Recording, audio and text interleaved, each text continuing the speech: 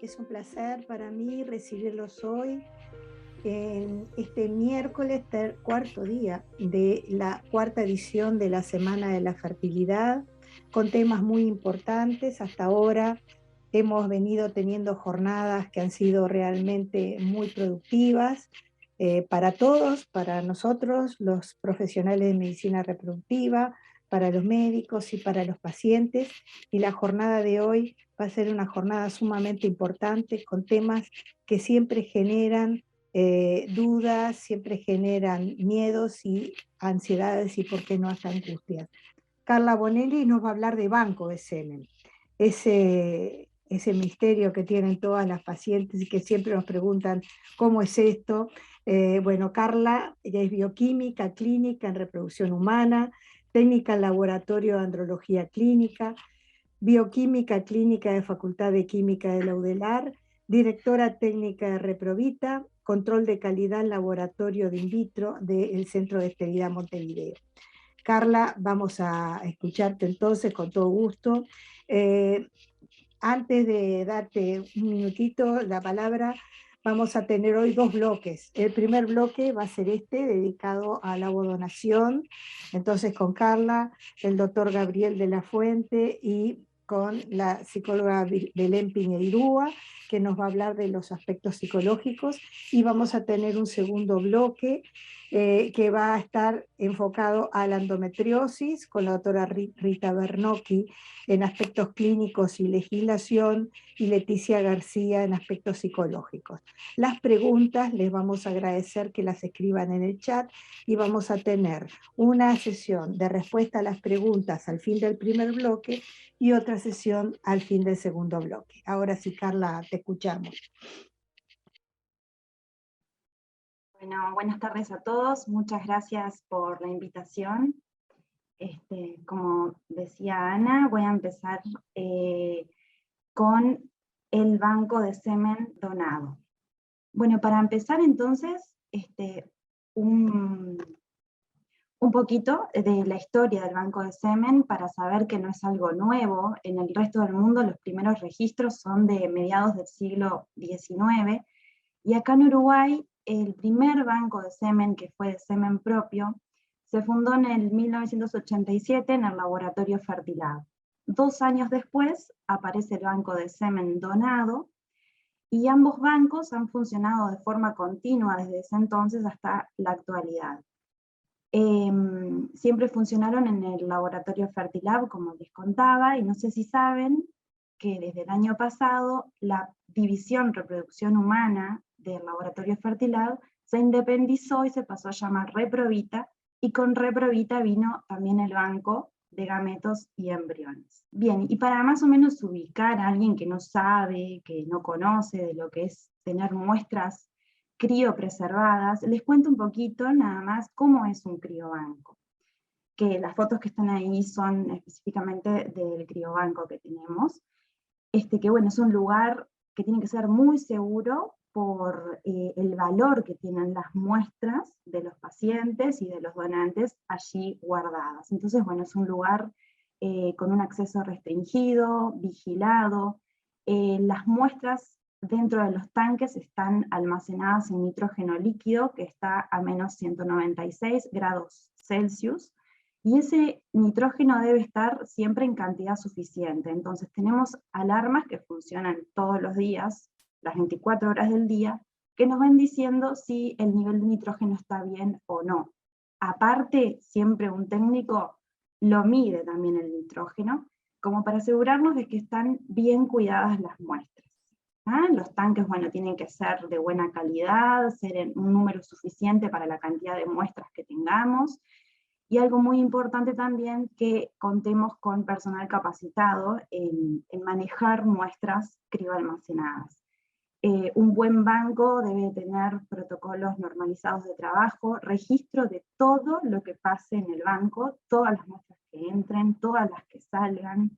Debemos poder garantizar la trazabilidad de cada muestra. ¿Sí? Si yo, por ejemplo, en 10 años me hice un tratamiento hoy, y en 10 años necesito saber qué muestra se utilizó, bueno, nosotros podemos decirle, se usó tal muestra de tal calidad, de tal donante.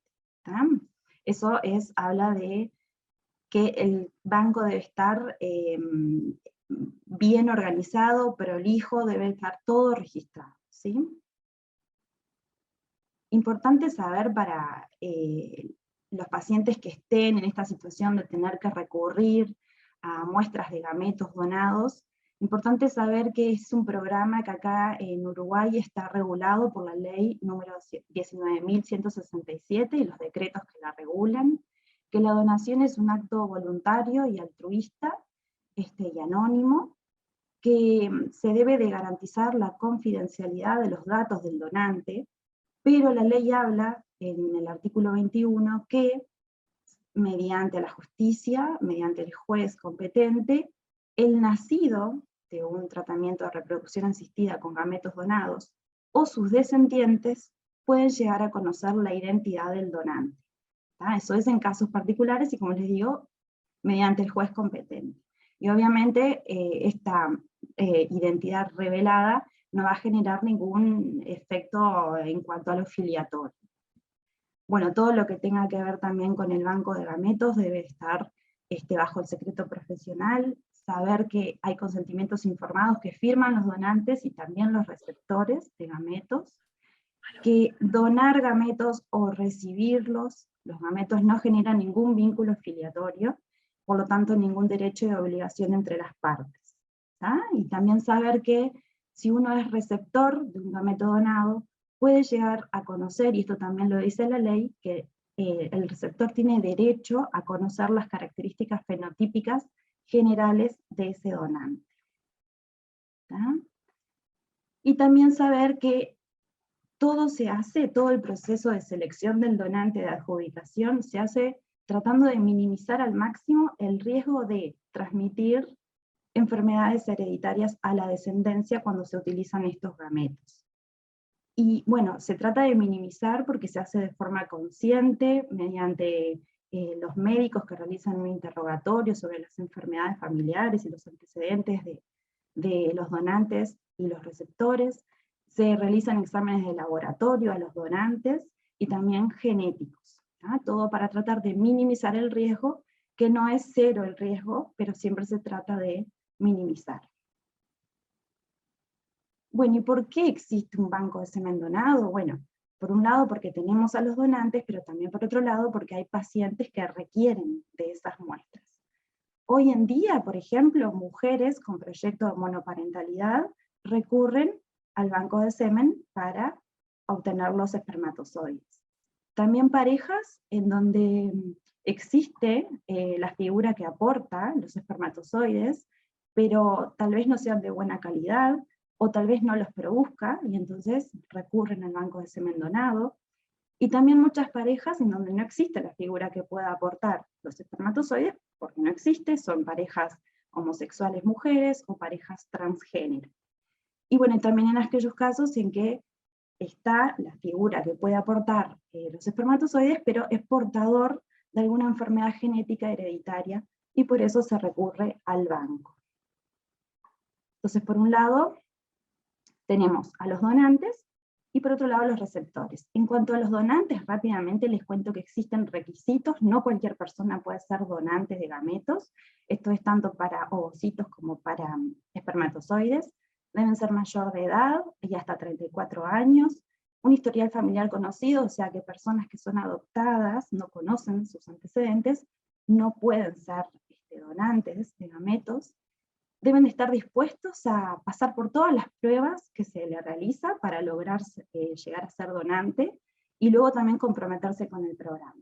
No puede ser familiar de personas vinculadas al criobanco, estar de acuerdo con el artículo 21, que es el que le hablaba hace un rato, de que puede llegar a revelarse la identidad del donante, y también estar de acuerdo en que el INDT, que es el Instituto Nacional de Donación y Trasplante de Células, Tejidos y Órganos, cuando nos solicite al banco o a las clínicas datos de los donantes, nosotros se los tenemos que brindar. También por ley, los centros y los bancos están obligados a brindarle toda la información que el INDT solicite, así como, por ejemplo, hasta el nombre y apellido de los donantes. Entonces, saber el donante tiene que estar de acuerdo con eso.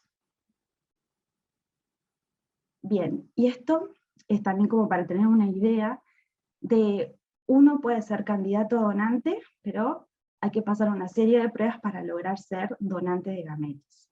Son similares los comienzos entre el donante de espermatozoides y el donante de ovocitos. Hay que llenar un formulario web, con esa información se hace una preselección, luego hay una entrevista con los doctores encargados del programa, en el caso de ovocitos también una entrevista con el ginecólogo. Muy importante luego la evaluación psicológica de los candidatos, y después viene toda la parte de análisis mismo de la muestra de espermatozoides, para conocer esa calidad espermática, para ver si esos espermatozoides toleran el frío, toleran el congelamiento, estar a menos 196 grados Celsius, y después descongelarse, todos procesos que pueden afectar a las células. Y bueno, teniendo ya el análisis del semen, y toda la paraclínica, que son los análisis de sangre, de orina y los genéticos, si está todo bien, el candidato pasa a ser donante. Ahí firma el consentimiento informado y luego, si es donante de espermatozoides, va a aportar la muestra, por ejemplo, todas las semanas, en día y hora estipulado, y cada 3 meses se va a sacar sangre ese donante, para nosotros asegurarnos de que todas las posibles enfermedades infecciosas que tenga, que llegara a tener, de poder detectarlas. ¿Sí? Porque una muestra de semen entra al banco y no se utiliza enseguida, porque necesitamos un periodo ventana, que nosotros le llamamos cuarentena, pero en realidad es más de 40 días, donde el donante se saca sangre, vemos que está todo bien, y recién ahí se libera la muestra para poder ser adjudicada a los pacientes. ¿Tá? Y en el caso de la donante de ovocitos, cuando ya es donante, firma el consentimiento, se hace la estimulación, el seguimiento folicular, la aspiración folicular, y luego se hace un control de también serología infecciosa un mes luego de la aspiración de los ovocitos. Bueno, ¿y cuántas muestras puede donar una persona? Acá en Uruguay también está regulado por ley, y dice que en cuanto a espermatozoides puede donar todas las que se quiera, pero el límite son 25 nacimientos por donante. ¿Tá? Los óvulos también son 25 nacimientos por donante, pero habla un poquito más, dice que se pueden hacer hasta 5 estimulaciones por donante, 3 en un año. Y los óvulos obtenidos pueden ser utilizados para una o varias receptoras. Lo mismo, los espermatozoides, una muestra de semen de donante puede ser utilizada para un paciente o más, eso dependiendo de la calidad espermática.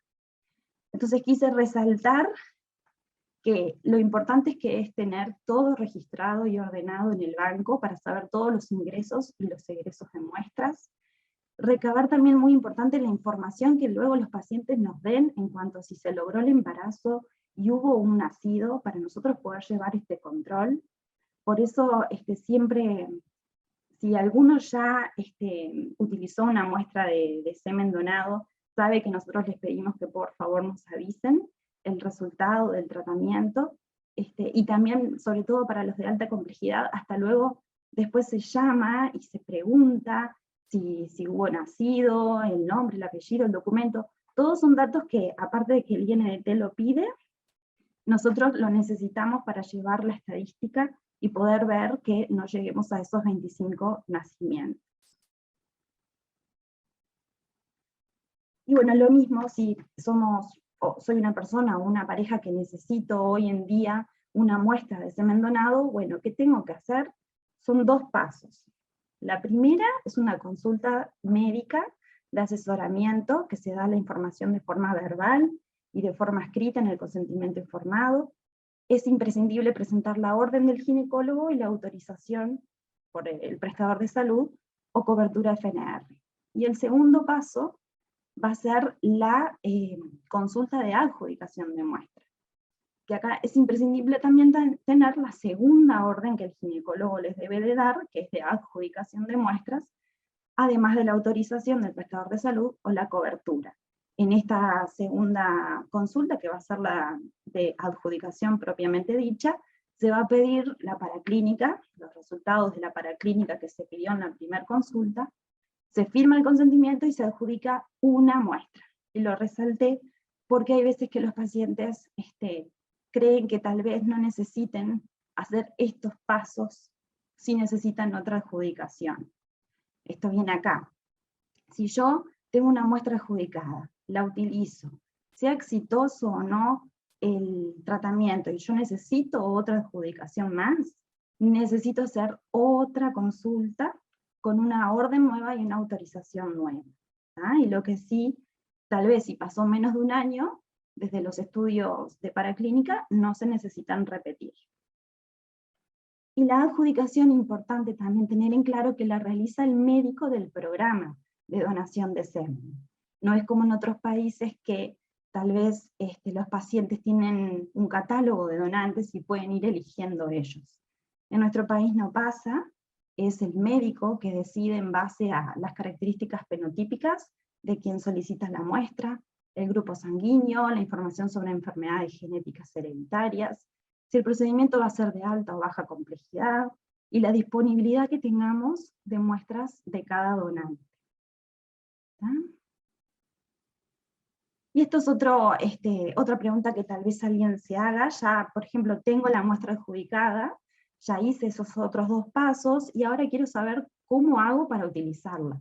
Bueno, va a depender un poco del médico, de si va a ser baja o alta complejidad, si el laboratorio, el banco, en realidad va a procesar esa muestra o no. O sea, hay varias opciones de cómo funcionamos hoy. Lo importante es que ustedes se informen si es que necesitan una muestra, se informen cómo son los procedimientos, porque, por ejemplo, si el ginecólogo indica que el banco prepare la muestra para una inseminación intrauterina, son los pacientes que tienen que avisar de que, por ejemplo, mañana necesito una muestra preparada a tal hora. Entonces ahí nosotros preparamos la muestra y la tenemos pronta para cuando los pacientes hayan coordinado el retiro. Pero también puede pasar que el ginecólogo no quiera que el banco prepare la muestra, quiere prepararla, por ejemplo, en su clínica, entonces ahí lo que necesitamos es que nos avisen que van a retirar la muestra congelada. Entonces hay varias opciones, y lo importante es que sepan que nos pueden consultar, que pueden, lo ideal es informarse para que todo fluya, y con tiempo mejor. Bueno, y para ir terminando, más o menos para tener una idea de la evolución de los egresos de estas muestras del banco de semen donado, y bueno, desde que se comenzó han participado 84 donantes, y acá vemos la evolución, cómo han ido aumentando los casos nuevos al año, estos son personas, pacientes que han utilizado, han recurrido al banco de semen donado, que va aumentando, y ahora lo vemos dividido en las mujeres con proyecto de monoparentalidad, también cómo ha ido aumentando, y las parejas del mismo género lo mismo. Acá vemos el motivo de ingreso de pacientes por año, y podemos ver las barras azules, que es el factor masculino, que ha ido oscilando, ahí queda un poquito superpuesto, pero ha ido oscilando en el tiempo, pero se ve claramente cómo la mujer con el proyecto de monoparentalidad ha aumentado significativamente. La pareja homosexual lo mismo, ya hace algunos años que ha ido aumentando. Y por acá, motivos de ingreso del año pasado, vemos que más del 50% son mujeres que deciden ser madres, solas, sin pareja, y bueno, y después entre el factor masculino y otras causas, y la pareja del mismo género, andan ahí más o menos en el mismo porcentaje. Bueno, muchas gracias por la atención, y les dejo la página web. En realidad esto es para los candidatos de donantes de gametos que se están construyendo, y ya esta página la semana que viene estaría disponible por más que no sean candidatos, que sean al contrario los receptores, también tal vez puedan entrar y conocer un poquito más acerca de los donantes. Muchas gracias. Muchas gracias, Carla. Excelente tu exposición. Nos ha aportado mucho, a mí me ha aportado también, que muchas veces hacemos los pedidos mal y siempre nos falta algo. Las preguntas, como dijimos, las vamos a hacer al final del bloque. Ahora vamos a pasar a ovodonación con el doctor Gabriel de la Fuente. Para los que no, para los que no estaban cuando lo presenté, el doctor Gabriel de la Fuente es ginecólogo, especialista en medicina reproductiva y máster en género y salud. Gabriel, te escuchamos. Bueno, buenas noches a todos. Un gusto estar con ustedes. Voy a compartir entonces la presentación y vamos a hablar un poco entonces de la fecundación in vitro mediante ovodonación. Bueno, como muchos saben, la fecundación in vitro mediante donación de óvulos es la técnica en la cual una mujer joven y sana dona sus óvulos de manera anónima y altruista, como ya comentó Carla, para que sean utilizados por otra mujer que ya tiene alguna alteración en su fertilidad. Y hoy en día es la técnica de reproducción asistida más eficiente, consiguiendo altas tasas de embarazo. Y bueno, y una de las principales indicaciones es una menopausia, por un fallo ovárico precoz, por una cirugía ovárica, también muchas veces debido a fecundaciones in vitro previas, en las cuales se vieron que los ovocitos de esa pareja eran de mala calidad.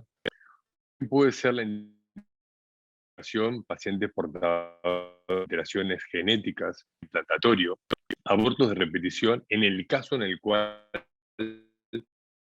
la causa pensamos que tiene relación con una alteración ovocitaria, y pensamos también que la causa es ovocitaria. Sin lugar a dudas, hoy en día la principal indicación de la ovodonación es la mala calidad ovocitaria, la baja reserva ovárica, y esto siempre muchas veces aunado a la edad, ¿verdad? Las indicaciones, entonces aquí vemos por frecuencia, sin lugar a dudas, las indicaciones más frecuentes son la edad, más de 40 años, la baja reserva ovárica, el fallo ovárico prematuro, el fallo de implantación y la endometriosis, donde también muchas veces se suma mala calidad ovocitaria y también baja reserva ovárica. Como comentó Carla, entonces, las donantes de ovocitos, por la ley uruguaya, deben ser mujeres entre 18 y 34 años, pero habitualmente en realidad es raro que tengamos donantes de ovocitos que sean mayores de 30 años. Habitualmente la media de las donantes está en torno a los 25 o 26 años. Es muy importante que obviamente tengan un nivel formativo mínimo, que puedan comprender el alcance de sus actos, que puedan leer y firmar el material que se explica, y que puedan firmar entendiendo claramente entonces los consentimientos informados que se les entregan. Se hace una historia clínica personal y familiar donde es muy importante despistar enfermedades que puedan ser potencialmente hereditarias. Un examen físico donde también se evalúa entonces el estado de salud. Y por supuesto, una entrevista psicológica donde lo que buscamos es despistar alguna patología, alguna alteración de la personalidad, adicciones.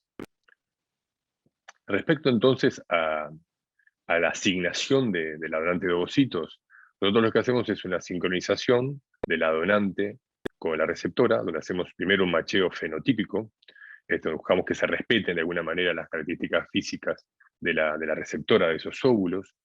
También es importante, obviamente, haber hecho el cribado genético previo, donde a la donante se le hace algunos estudios para descartar alguna mutación genética de la cual pueda ser portadora.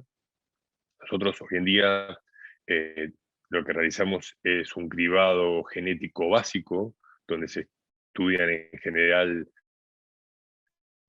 5 o 6 mutaciones más frecuentes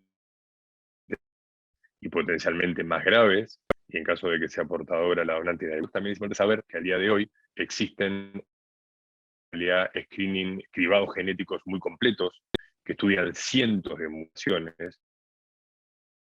Entonces, respecto a la sincronización, una vez que nosotros asignamos cuál va a ser la donante de ovocitos para esa pareja, para esa paciente, lo que buscamos es sincronizar el ciclo menstrual de la donante y de la receptora, y de esto hay muchas alternativas. Una de ellas es utilizar anticonceptivos, justamente para que poder ciclo de la donante y la receptora sean a la par.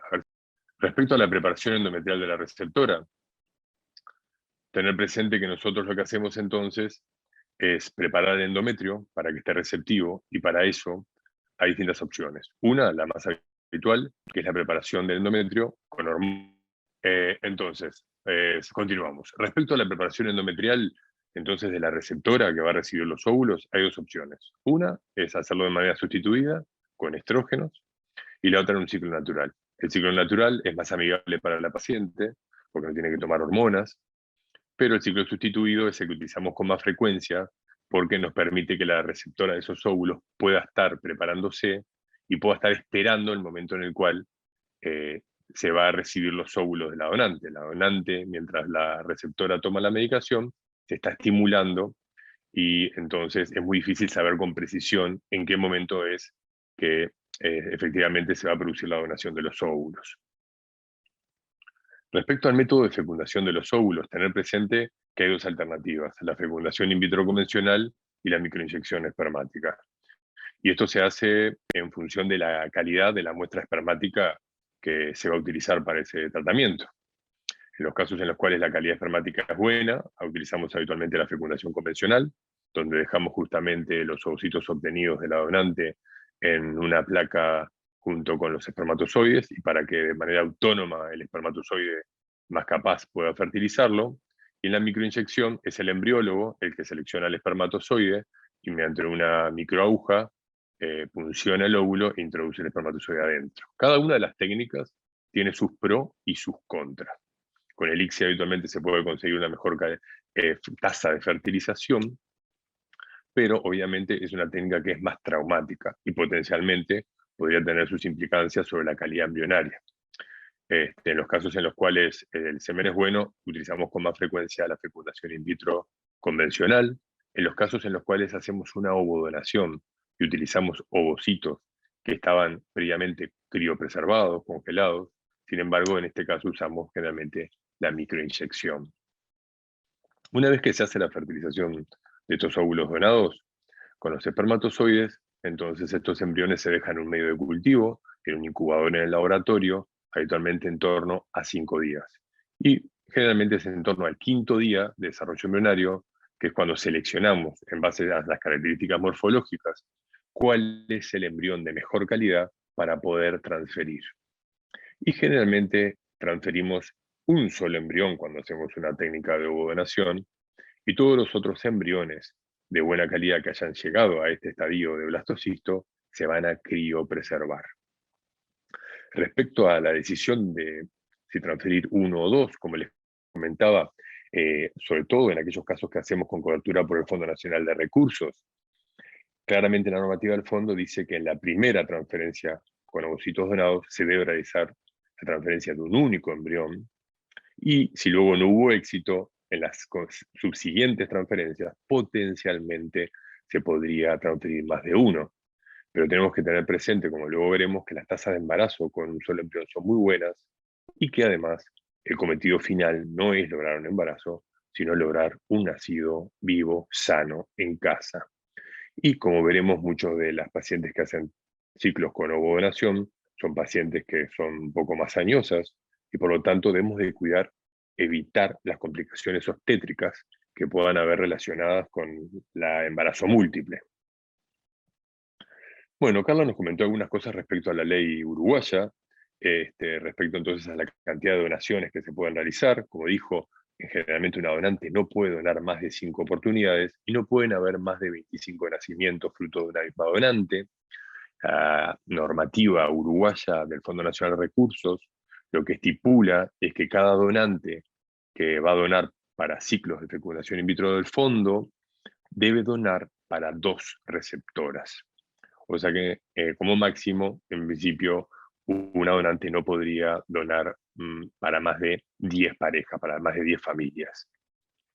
Respecto a la identidad de la donante, como comentó Carla entonces, si bien en principio es anónima, sí que mediante una autorización judicial el día de mañana, las personas nacidas fruto de estos tratamientos sí que podrían solicitar que se levante el anonimato, pero esto obviamente no va a generar ningún tipo de relación filiatoria.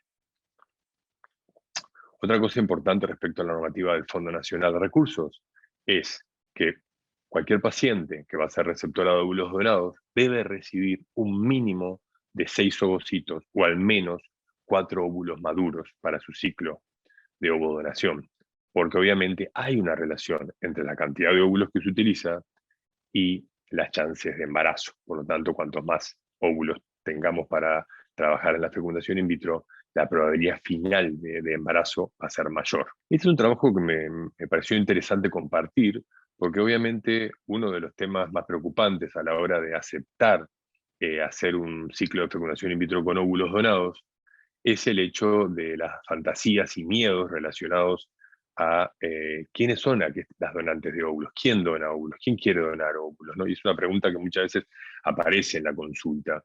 Este es un trabajo donde se comparó distintas poblaciones de donantes de óvulos en la Argentina y en España. Y algunos datos interesantes fue que la media era de 25 años, que siempre la mayoría de las donantes tenían completados sus estudios secundarios y muchas tenían en parte alguna formación terciaria. El motivo por el cual habían donado era porque muchas se habían acercado al tema porque tenían alguna amiga, algún familiar o alguna conocida que ya había donado previamente. Y también tener presente que este es un trabajo que además que me pareció interesante porque no había sido subvencionado por ninguna clínica de reproducción asistida, es un trabajo que es sociológico, ¿no? Entre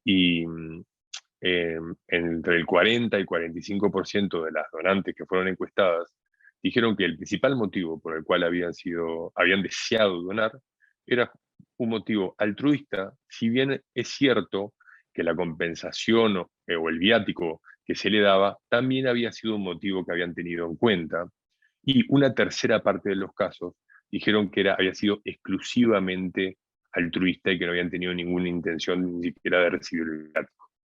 Que es cierto que en todas partes las donantes de óvulos reciben una compensación por las molestias de todo lo que implica el proceso, ¿verdad? Y otra cosa interesante del trabajo es que se les preguntó si en el caso de que no existiera anonimato, si estarían dispuestas a seguir donando o no, y prácticamente el 80% dijeron que el anonimato, que si se levantara el anonimato, igual estarían dispuestas a seguir donando. Ahora quiero compartir con ustedes algunas las tasas de embarazo, que son las cosas también muy importantes a tener presente en estos tratamientos. En esta gráfica ven en la línea verde cuáles son las tasas de embarazo con ovodonación. Y como ven, son muy parecidas independientemente de la edad. En la línea naranja son las tasas de embarazo con ovocitos propios. Y obviamente en ese caso, como la calidad ovocitaria va declinando con la edad, la tasa de embarazo cae. Igualmente, sabemos que por encima de los 40 años, las tasas de embarazo con ovodonación también caen un poco porque la receptividad del útero también declina un poco. Y también porque las complicaciones obstétricas también aumentan. Respecto entonces a la utilización de ovocitos frescos o ovocitos, o embriones congelados. Nosotros habitualmente lo que hacemos es transferir embriones de ovodonación de manera fresca. Y en ese caso, en América Latina, lo que se ha visto es que la tasa de embarazo con transferencia de embriones en fresco es de un 48%. Pero sí que cae discretamente cuando utilizamos embriones criopreservados, pero no de manera significativa. Es un 48% con óvulos en fresco y un 41% con embriones que fueron previamente criopreservados. Respecto entonces a los resultados según la edad, y aquí vemos entonces la tasa de embarazo global que tenemos en nuestra clínica con ovodonación es de un 55%, tasa de embarazo por transferencia. Pero sí que vemos pequeñas diferencias en función de la edad. En aquellas mujeres más jóvenes, aquellas receptoras, ¿verdad?, de esos ovocitos más jóvenes, las tasas llegan a un 60, 65%, pero por encima de los 40 años la tasa cae.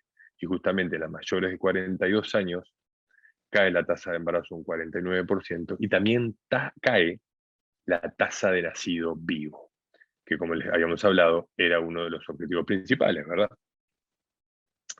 También tener presente qué pasa con cuando hacemos transferencia de embriones congelados. Y como lo vimos a nivel regional, en el Uruguay también tenemos tasas de embarazo un poquito más bajas cuando transferimos embriones congelados. Aún así siguen siendo tasas de embarazo buenas.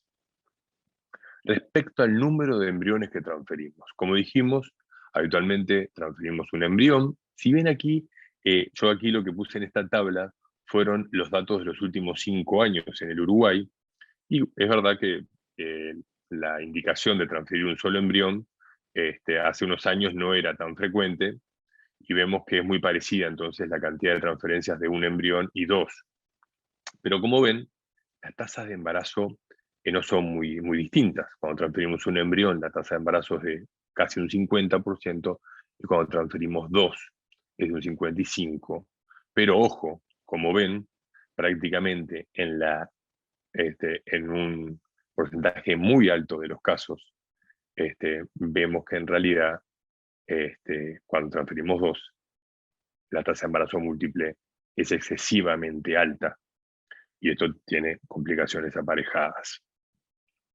Por último, mostrarle qué pasa con las tasas de embarazo cuando utilizamos óvulos congelados versus óvulos en fresco. En el Uruguay, el Fondo Nacional de Recursos nos solicita que las ovodonaciones se realicen con óvulos en fresco. Por eso debemos sincronizar el ciclo de la donante con el ciclo de la receptora. Pero también muchas veces hay criobancos donde hay ovocitos vitrificados, y eso a veces facilita el proceso de ovodonación cuando ya tenemos óvulos previamente criopreservados. Y eso al principio nos generaba dudas respecto a si había diferencias en las tasas de embarazo. Y como ven en este trabajo, en realidad, cuando utilizamos óvulos donados congelados, las tasas de embarazo son muy parecidas.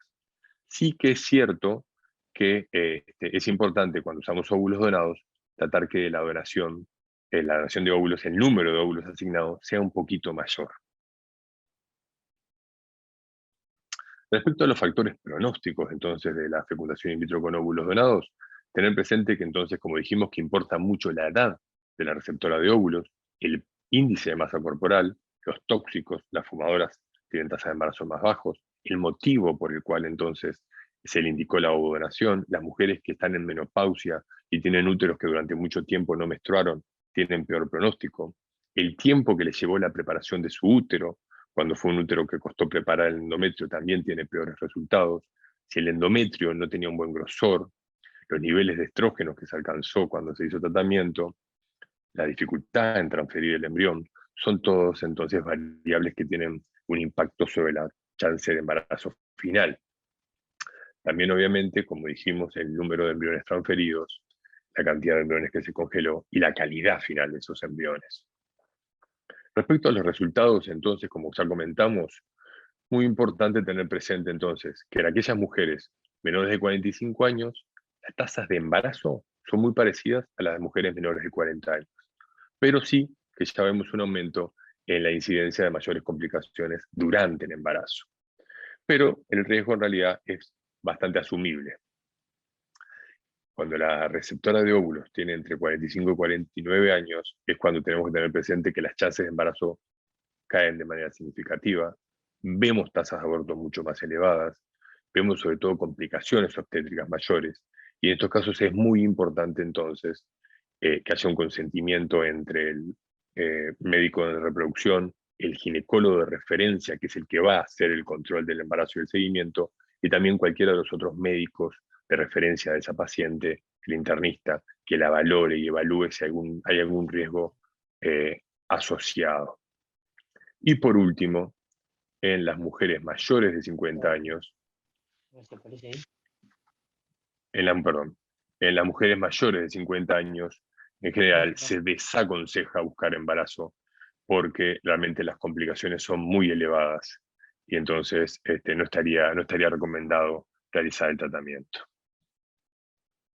Y para finalizar, comentarle algo que muchas veces también viene a comentarse en las consultas, que es qué pasa con la epigenética y la ovodonación. Muchas pacientes nos preguntan si ese hijo nacido de un óvulo donado se va a parecer a ella o no.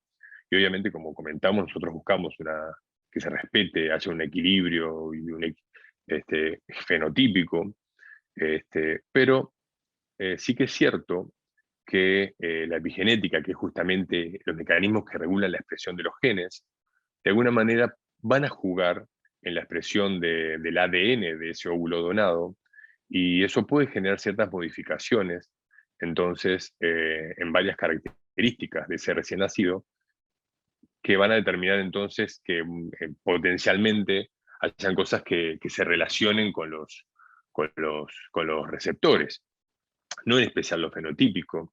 También es muy discutido, por ejemplo, la personalidad tiene que ver mucho que ver con temas relacionados con el ambiente y no tanto con la genética, pero sí que es cierto que la epigenética juega un papel aquí, y lo que suceda durante el embarazo entonces va a modificar cómo se expresen esos genes de ese óvulo donado. Y esto es algo que creo que es lindo comentarle a las pacientes. Bueno, eso era todo lo que tenía para contarles. Muchas gracias. Gabriel, muchísimas gracias. Muy clara y muy completa tu charla. Bueno, ahora vamos a hablar, va a hablarnos María Belén Piñeirúa, que es psicóloga especializada en duelo gestacional y perinatal, infertilidad y reproducción asistida. Belén nos va a hablar de implicaciones psicosociales en ovodonación. ¿Dónde estás? Acá estás, Belén. Bueno, te escuchamos. Muchas gracias por participar en esta semana. Buenas noches para todos. No sé si me escucha bien. Gracias, Ana. Bueno, como decíamos, vamos a hablar un poco de lo que son las implicaciones psicosociales de la ovodonación. Y para eso me pareció interesante poder hacerlo desde una mirada del consultorio, ¿no? O sea, pensando en qué es lo que traen las pacientes y cómo llegan las pacientes a esta consulta. Para eso voy a empezar con el concepto de maternidad, porque a veces hablamos de maternidad, pero nunca lo podemos definir, ¿no? Y la maternidad es una construcción biopsicosocial. Y es una construcción que se ha ido transformando con el devenir de las épocas. Y en esto han tenido mucho que ver los movimientos feministas, que de alguna manera han visibilizado que la maternidad no es innata, ¿no? Que hay mujeres que deciden no tener hijos y que no son no madres, sino que son mujeres que han decidido no tener hijos. Y si yo les pido a ustedes que se representen estas mujeres en nuestro país y en el mundo, probablemente les aparezcan algunas de estas, ¿no? Esta vecina malhumorada, histérica, que grita todo el día, que se queja, popularmente le decimos la vieja de los gatos, ¿no? La loca de los gatos. Disney también nos ha hecho mucho daño en este sentido, porque siempre las mujeres sin hijos son brujas, histéricas, egoístas y rencorosas. Y por otro lado, tenemos a esta mujer ejecutiva que decide profesionalizarse y decide no tener hijos para viajar y etc. Y por otro lado, tenemos a la maternidad como deseo, ¿no? Que es un poco la maternidad de la que hablamos toda esta semana, todo este mes, que es el deseo de maternar, ¿no? Y en este sentido, la infertilidad es una amenaza, ¿no? La ovodonación es el punto álgido de esta amenaza de la infertilidad. Es como un iceberg donde podemos ver muchas cosas en la consulta, pero hay otras que se van viendo de a poco. Lo que se ve muy drásticamente es la amenaza en el deseo de maternar y la amenaza de la descendencia, al menos en lo que tiene que ver con lo genético, ¿no? Y esta imagen creo que simboliza mucho lo que las mujeres traen, ¿no? Que es esto de la descendencia como mis raíces, y las mujeres tienen sus miedos y sus dudas respecto a perder sus raíces. Cuando la maternidad, el deseo de maternar es un destino, es el deseo, es mi proyecto de vida y es el sueño de ser mamá y papá, no es lo mismo ir por la ruta 5 de lo esperado, lo imaginado, lo socialmente aceptado que tiene que ver con los óvulos propios, que ir por una ruta 14 que me plantea un plan de desvío y que me interpela como mujer y como madre, que me dice cuáles son mis límites, a qué estoy dispuesta por este deseo de maternar. Y yo les pregunto a todos si la genética importa, porque también estas mujeres se preguntan si la genética importa. Y yo soy muy contundente en esto como profesional. Sí, la genética importa. Entonces, esta frase que decimos mucho, es solo una célula, es media peligrosa, por no decir muy peligrosa, sino viene acompañada de un espacio que habilite el pensar y el sentir de esta mujer y de esta pareja. Porque no es solo una célula, es la célula. Es la más importante, la más grande que tenemos, y es además hoy la amenaza de esta mujer, de este deseo de maternar, es lo que no me está, es lo que me está permitiendo ser mamá, y es lo que yo no tengo. Por lo tanto, es un poco más que una célula. Como toda crisis, la donación trae peligro y oportunidad. Trae la oportunidad de dar vida, de aumentar tasas de embarazo, de éxito y de ser mamá, pero esto no es gratis. Esto tiene un costo, y el costo es la renuncia a lo genético. Y las mujeres en este sentido lo traen de manera muy explícita, ¿no? O sea, no va a tener nada mío. Pero además aparece otra frase que dice: Juan va a tener un hijo con otra mujer, ¿no? O sea, se sienten espectadoras en estos procesos de donación, se sienten extrañas, se sienten raras. Y esto sucede tanto en el hombre como en la mujer, porque muchas veces el médico tratante le sugiere una donación y la mujer está más dispuesta que el hombre a recibir esta donación. Y en el hombre aparece también esta frase de no va a tener nada de ella y de no quiero si no es un hijo tuyo. Entonces aparece como esta contrapartida de esto, que después lo vamos a hablar, por supuesto, ¿no? Esta es la puerta de entrada, estas dos frases que nos dicen las parejas, es la puerta de entrada a este duelo genético que tiene como miedos y dudas, ¿no? Además de los miedos de los que ya venimos hablando, el miedo al rechazo por el niño por nacer, ¿no? Y las mujeres y las parejas también lo traen de manera muy explícita, que dicen: si lo veo y lo rechazo, y si al nacer no lo siento mi hijo. Pero además aparece algo que cada vez lo veo más, que es: y la madre lo puede reclamar. Y esto nos da como profesionales la oportunidad de hablar de lo que es ser madre, de lo que es la representación de este hijo, pero además nos abre la puerta para hablar de la donante, que, como decía Gabriel, es la duda más importante que traen las mujeres y las parejas a la consulta. ¿Quién es esta donante? ¿Quién es esta mujer? ¿Cómo llega? ¿Y cómo se selecciona? ¿Y qué es lo que pasa? ¿Y por qué lo hace? Entonces, cuando nosotros como profesionales les vamos contando y les vamos explicando quién es la donante, cómo se selecciona, a lo que se expone, cómo es el procedimiento una vez que se selecciona como donante, estas dudas y estos miedos se transforman en agradecimiento. Pero lo más importante que sucede es que esta mujer ya no es vista como una amenaza, y es vista como una mujer solidaria y una mujer empática. De esta forma aparece como de alguna manera la etapa de aceptación en lo que es este duelo genético, y yo puedo recibir a este óvulo con amor, con agradecimiento, e incluso muchos lo traen como un regalo de esta mujer para que yo sea mamá. El concepto de epigenética que recién traía Gabriel, yo lo traigo en la primera o segunda consulta, pero no es un concepto que me guste mucho que ande en la vuelta en la consulta, porque creo que hablar de epigenética es seguir dándole el peso a la genética, es seguir dándole importancia a la genética. Y nosotros necesitamos que esta mujer vaya más allá de la genética, pero necesitamos ante todo que la trascienda. Necesitamos que esta mujer se sienta mamá a pesar de la genética. Eso nos permite, de alguna manera, hablar sobre el vínculo prenatal y postnatal, que yo lo trabajo muchísimo, en lo que es la estimulación de este bebé en la gestación, poder brindar herramientas para eso, poder hablar del útero como ambiente, de ahí sí la epigenética como herramienta científica, como explicaba recién Gabriel, de cómo se dan estos procesos en el útero y en la gestación, y de cómo este embrión se transforma con la placenta, con el corte sanguíneo, y cómo esta mamá puede transferirle algo a este bebé. Hablo mucho del vínculo de apego, de crianza, porque este duelo no termina en la aceptación de la ovodonación o incluso en la llegada de este embarazo. No es que una mujer decide la ovodonación, se hace su proceso de ovodonación y no tiene más duelos. Por supuesto que los tiene, porque aparecen ahí también los miedos y las dudas respecto a este niño o niña por nacer. Y yo ahí creo que hay como dos capítulos, ¿no? Un capítulo que tiene que ver con el entorno, con si le cuento a mamá, papá y a la tía Olga que estoy haciendo un tratamiento, y si es por donación, y qué le cuento, y cómo se lo cuento. Y por otro lado, lo que es lo íntimo, ¿no? Lo que es de ellos tres, ¿no? Y digo 3 porque acá esta mujer y este hombre ya se sienten entre, ya hay una representación muy real de este bebé, y lo que preguntan en realidad es cómo ser buenos padres, cómo puedo ser yo una buena madre y un buen padre, ¿no? Entonces ahí es, y le digo la verdad, y cómo se la digo, y cuándo se la digo. Yo ahí creo que nosotros tenemos una gran responsabilidad como profesionales, por esto que decía Gabriel recién, ¿no? Se crean muchas fantasías respecto a esto, de este niño por nacer.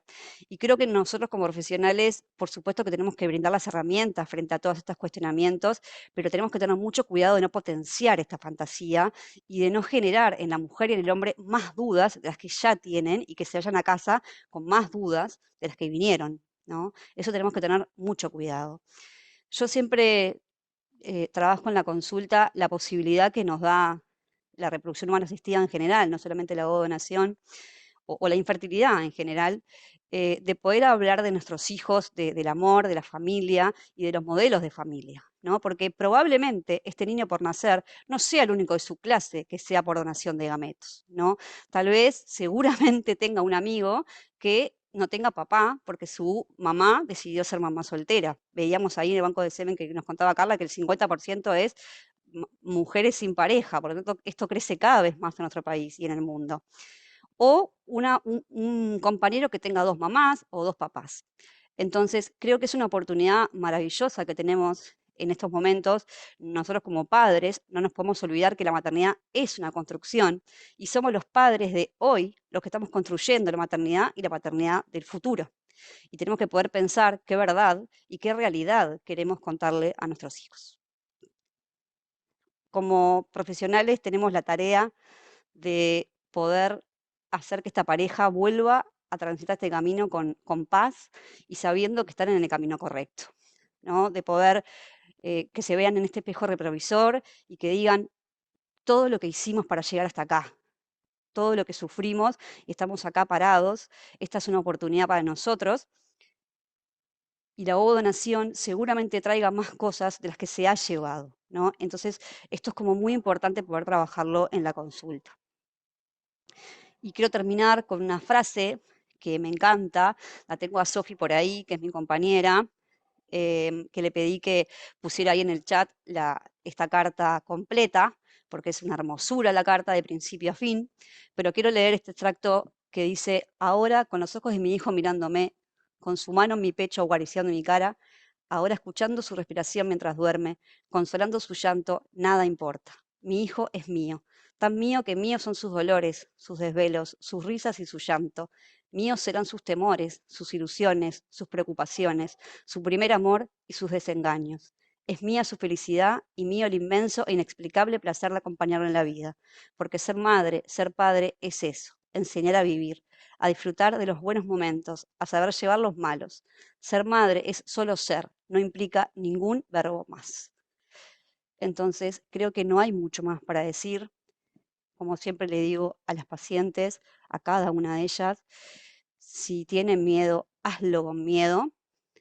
Si este miedo paraliza, pidan ayuda, pero no pierdan la oportunidad y el deseo de ser mamás o de ser papás solo por esta célula.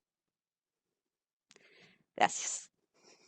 Muchas gracias por tu charla, muy linda, muy clara y muy sentida para todas las pacientes que seguramente nos están escuchando hoy y que van a necesitar una ovodonación o ya pasaron por ella, pero también para todos los profesionales de salud que nos enseña a ver un poquito más allá. Gracias, Belén. Bueno, ahora tenemos 2 preguntas, no sé si hay más, déjenme repasar. La primera pregunta es para Carla, es de María y dice: ¿qué pasa si después de tener un hijo con donante querés tener otro? ¿La muestra será del mismo donante o será de otro donante? Carla. Bien, en lo posible, siempre la doctora va a adjudicar el mismo donante, pero ha pasado que no, porque ya ese donante no está disponible. Pero sí, siempre se trata de que si ya hay un hijo nacido, se asigne el mismo donante. Gracias, Carla. Después esta pregunta es para Gabriel, la hace Julie, y dice, ¿cuánto tiempo deben estar los ovocitos congelados previo a su uso?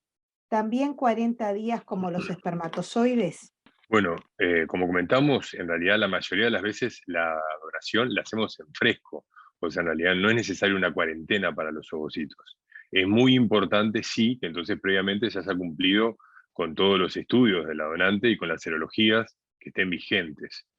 Nosotros utilizamos la criopreservación de óvulos, la congelación de óvulos, como una herramienta más para justamente ayudar a estas pacientes, pero no porque sea necesario hacer una cuarentena. Gracias, Gabriel. Hay otra más. Dice, ¿en cuánto tiempo se puede usar un óvulo propio congelado?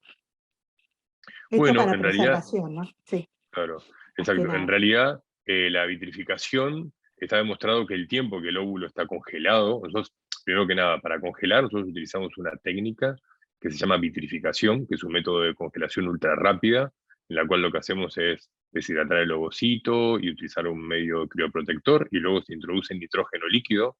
El tiempo que ese ovocito está entonces vitrificado no impacta sobre las chances de supervivencia del óvulo, ni tampoco sobre las tasas de embarazo que tengamos con ese ovocito descongelado. Sí que es cierto que hay que tener presente que un 10% por lo menos de los óvulos que congelamos no van a sobrevivir a la descongelación, pero los que sobrevivan en realidad van a embarazar prácticamente tan bien como los ovocitos en fresco. Gracias, Gabriel. Ujú. Déjame revisar un minuto. Esto es para Carla.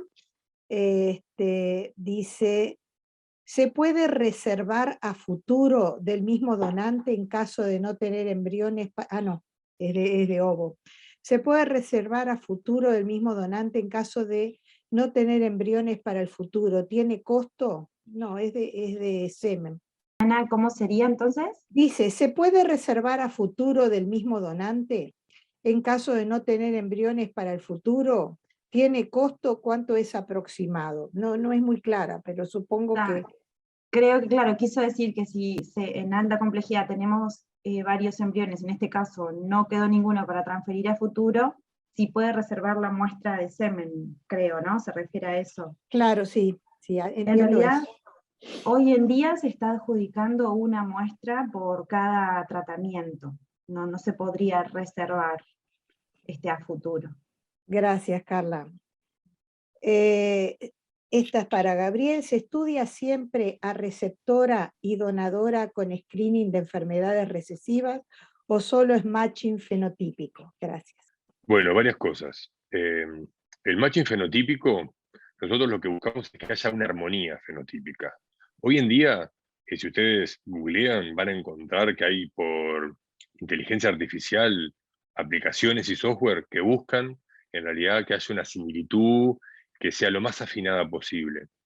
Yo creo que en realidad me parece que eso, me parece una de las cosas que me encantó de la charla de Belén, fue justamente que parte de este proceso es aprender a trascender lo genético. Y creo que eso es tratar de vender, por decirlo de alguna manera, ese tipo de software, es no terminar de aceptar que en este proceso uno tiene que renunciar a algo para poder seguir adelante y para lograr formar la familia. Y además hay que tener presente que en realidad una similitud fenotípica muy afinada con la donante no garantiza que, porque en realidad la genética en realidad es muy caprichosa y no garantiza que necesariamente luego esos rasgos se transmitan de la misma manera en la descendencia. Respecto al matching genético, esa es otro capítulo.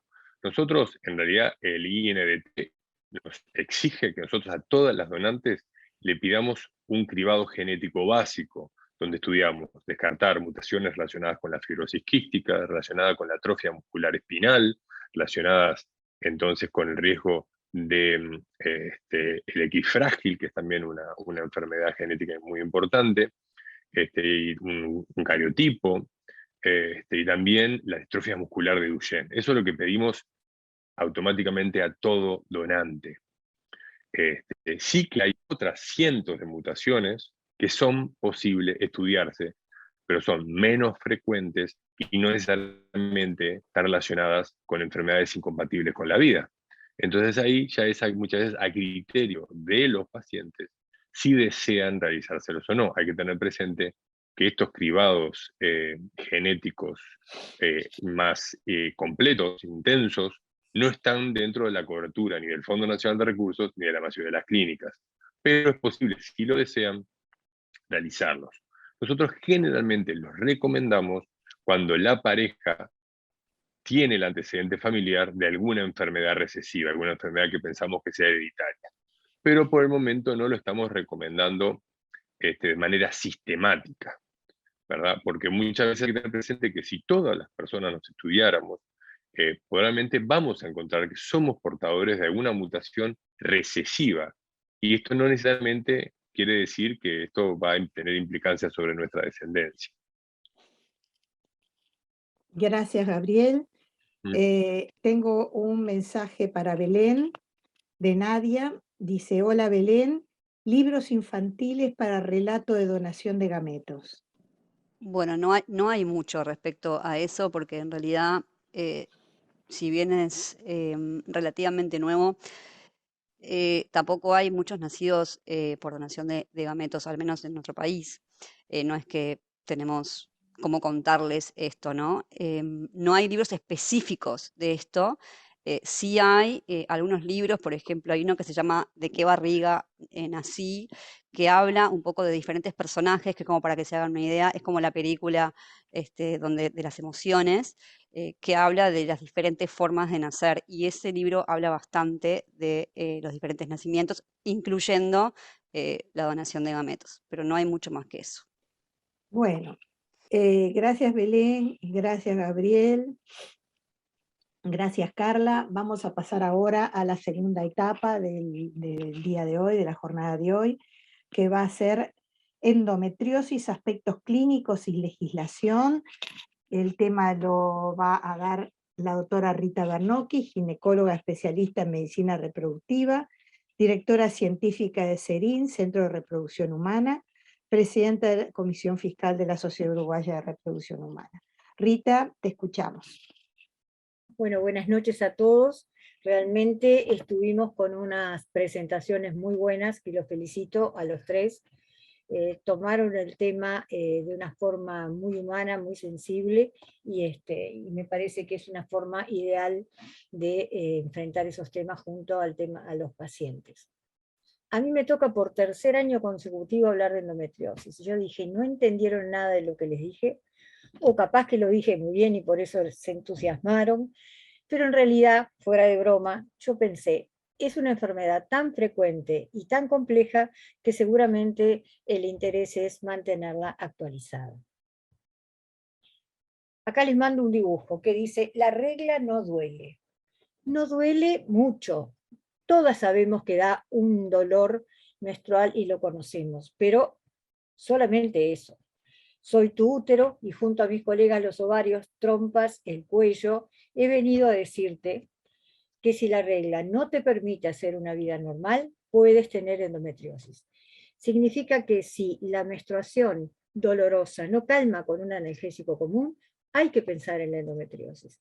Estamos teniendo grandes problemas en las jóvenes que pasan mucho tiempo sin ser diagnosticadas y a lo largo del tiempo esos dolores y esos problemas reproductivos les traen serios problemas. Los síntomas habituales son dolor en las menstruaciones, menstruaciones abundantes o con coágulos, dolor al orinar o al defecar, retorcijones, dolor en las relaciones sexuales, dolor lumbar o ciática, náuseas o vómitos y también fatiga y el abdomen hinchado. ¿Qué es exactamente la endometriosis? Es una enfermedad crónica que consiste en el crecimiento de un tejido similar al endometrial fuera del útero. El endometrio es el tejido que recubre por dentro el útero y se puede implantar en lugares como los ovarios, la vejiga, los intestinos, en la zona pélvica, provoca dolor abdominal muy intenso, sangrados muy abundantes, problemas de infertilidad, aparte de las consecuencias a nivel psicológico y emocional que son muy importantes. La padecen 1 de cada 10 mujeres y está altamente invisibilizada por la normalización social y médica de su principal síntoma, que es el dolor. Ese es el problema que en general más agobia a las pacientes, y también es un tema que, por lo que las hace, se sienten discriminadas, tanto en la familia, aunque parezca mentira, como en su lugar de estudio, como en su lugar de trabajo. Otra vez estás con dolor, todos los meses te pasa lo mismo, y eso es un tema muy serio para las pacientes que se sienten incomprendidas. En el mundo hay más de actualmente 190 millones de mujeres que padecen endometriosis, aunque muchas no lo saben porque en algún caso es asintomática hasta que está avanzada. Y pasan a veces de 3 a 10 años desde que la mujer inicia los dolores y acude al médico hasta que se le diagnostica. Muchas veces pasan por 5 médicos diferentes hasta que se llega a un diagnóstico. Así que recuerda, la regla no duele. No duele si no calma con analgésicos comunes. No quiere decir que cualquier dolor sea una endometriosis, pero exijan ser atendidas, y sobre todo la adolescente cuando empieza sus periodos menstruales, que empieza con esos dolores tan difíciles. Los dolores menstruales es lo básico que presentan estas pacientes, y cuando el dolor no calma con analgésicos comunes, hay que pensar en la endometriosis. La endometriosis es una enfermedad que hay que pensar en ella, buscarla muchas veces para encontrarla. Hay que buscarla para encontrarla, y es importante diagnosticarla lo antes posible. ¿Por qué? Si bien es una enfermedad benigna, pero queremos mejorar la calidad de vida de la mujer y también disminuir el riesgo de trastornos reproductivos. La calidad de vida de estas pacientes se hace muy difícil. En muchos casos terminan con analgésicos mayores porque ya no tienen tolerancia a ninguna otra cosa, no se calman con nada y realmente pasan una vida bastante complicada, lo que se asocia a todo el trastorno emocional que eso le genera. Entonces definimos la endometriosis como una enfermedad crónica, caracterizada por la presencia de tejido similar al endometrial fuera del útero, que generalmente cursa con un proceso inflamatorio asociado. Eso es una nueva definición, ahora vamos a ver, de la Sociedad Europea de Reproducción, que le agrega a esta enfermedad el aspecto de enfermedad inflamatoria crónica. Este tejido crece como el tejido endometrial. El tejido que recubre por dentro el útero depende de los estrógenos, es estrógeno dependiente. Cuando termina un ciclo, empieza un sangrado, empieza a crecer, a aumentar el estrógeno, y eso hace que el tejido que está dentro del útero responda, pero también responde el que está fuera del útero. Y ahí es donde surgen las mayores complicaciones. Dijimos que es una enfermedad silenciosa, que demora entre 3 y 10 años en diagnosticarse, que provoca dolores menstruales muy intensos, que no ceden con calmantes. Los dolores son progresivos, se reiteran todos los meses. En general comienza siendo cíclico y posteriormente con los años se hace permanente. Afecta su calidad de vida, afecta su sexualidad.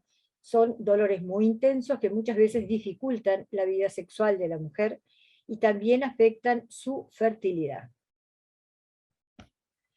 Dijimos que está en 1 de cada 10 mujeres en edad reproductiva. Del grupo de personas que estamos hoy, que habemos unas 80 por ahí anotadas, bueno, de las mujeres 1 de cada 10 tiene endometriosis.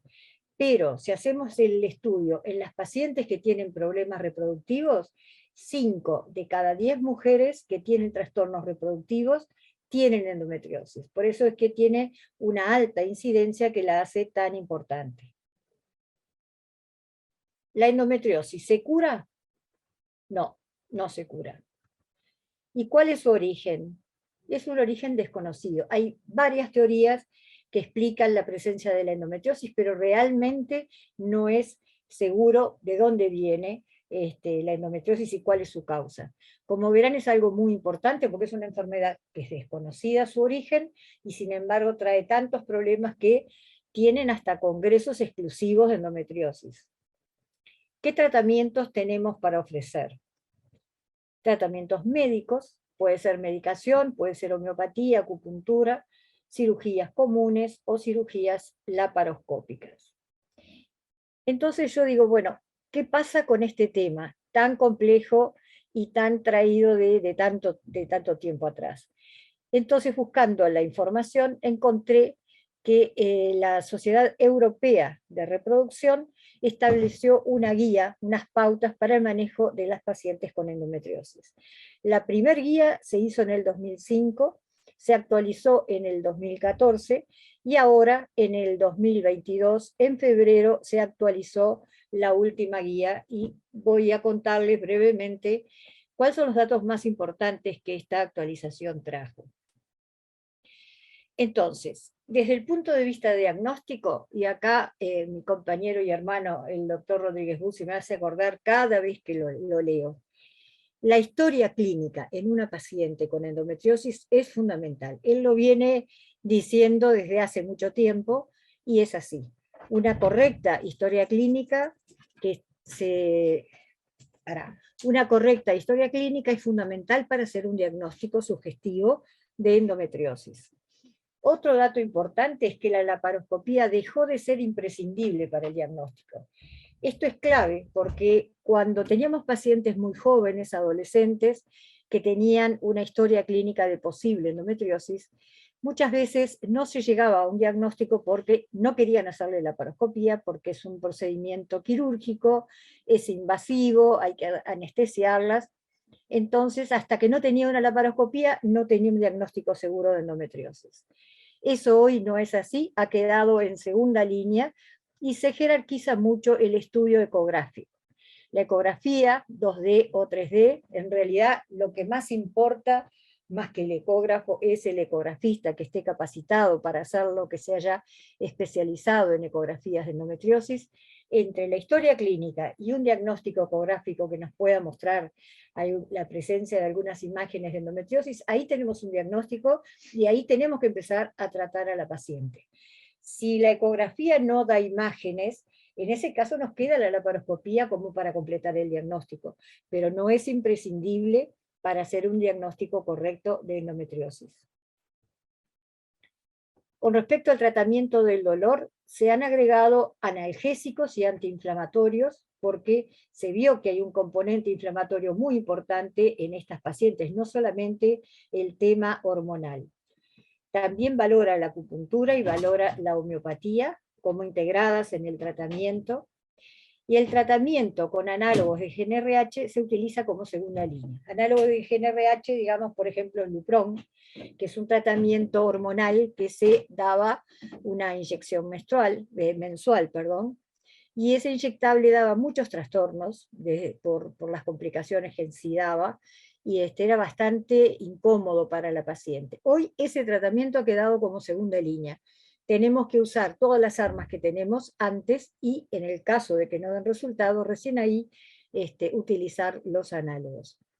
Entonces, otro dato es que el tratamiento médico posoperatorio se recomienda para bajar el dolor. Por ejemplo, si se hace una laparoscopía en una paciente con dolor, se aconseja mantener un tratamiento médico posoperatorio, sobre todo en pacientes que no quieren embarazarse, porque dentro de lo que es la endometriosis tenemos dos grupos de pacientes, unas que se quieren embarazar y unas que no se quieren embarazar.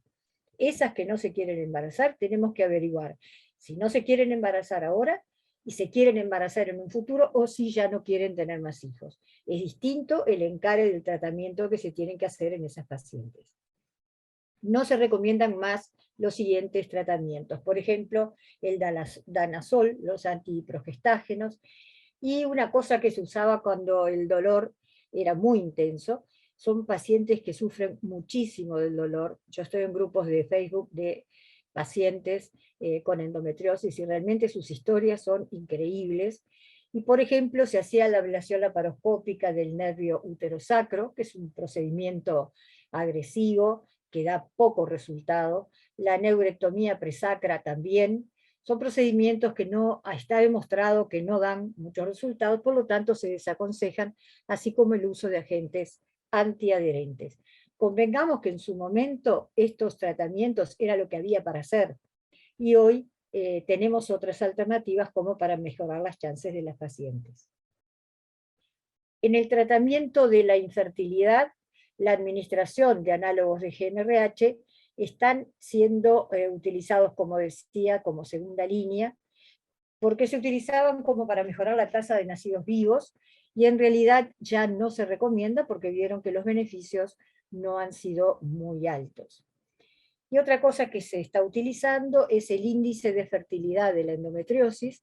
Este índice se elabora teniendo en cuenta varios ítems como la edad, la sintomatología que presenta, si tiene urinaria, si tiene digestiva, y también las imágenes laparoscópicas que las pacientes puedan tener, y se establece este índice para ver en qué condiciones o cuál sería su pronóstico reproductivo. Se añade información en esta guía sobre el embarazo y la conservación de la fertilidad.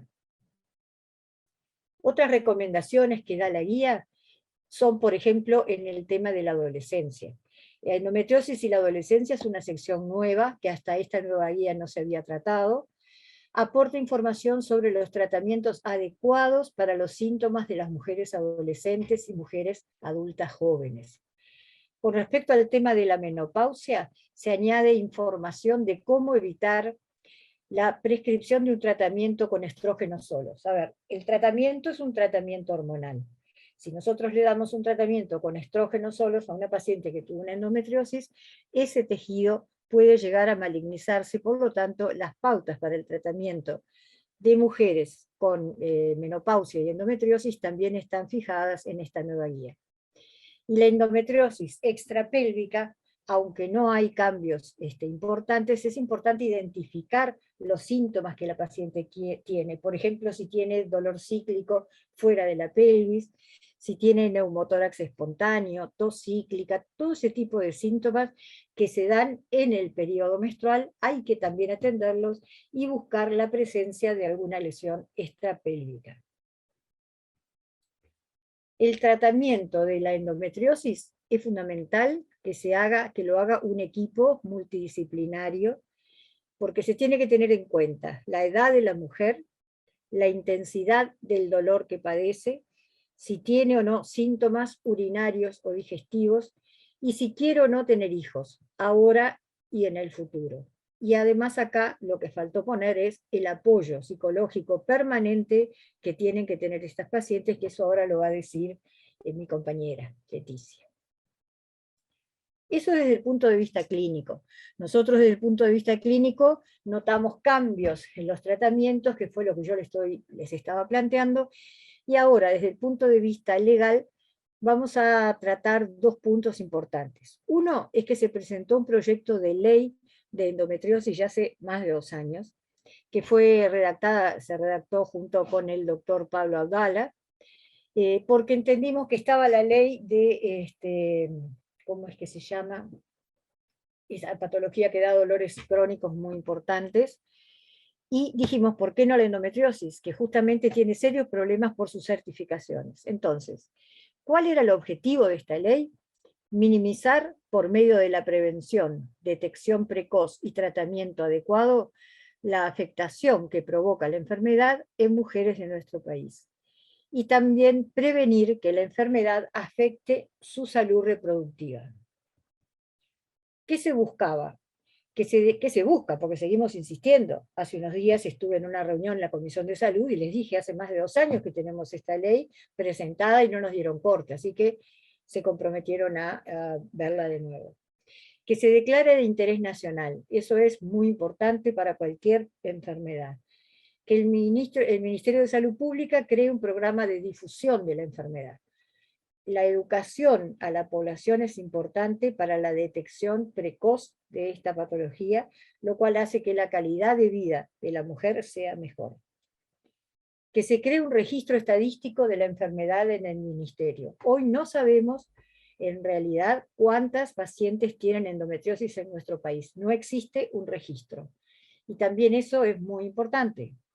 Que se declare enfermedad crónica. También esto es muy importante porque, por ejemplo, si está declarada como enfermedad crónica, uno va al médico, le puede dar medicación y se la puede mantener en caso de 3 meses o 6 meses sin ser necesario que concurra todos los meses a consulta. Así que este es otro dato no menor. Y que se establezca la cobertura integral por los prestadores de salud.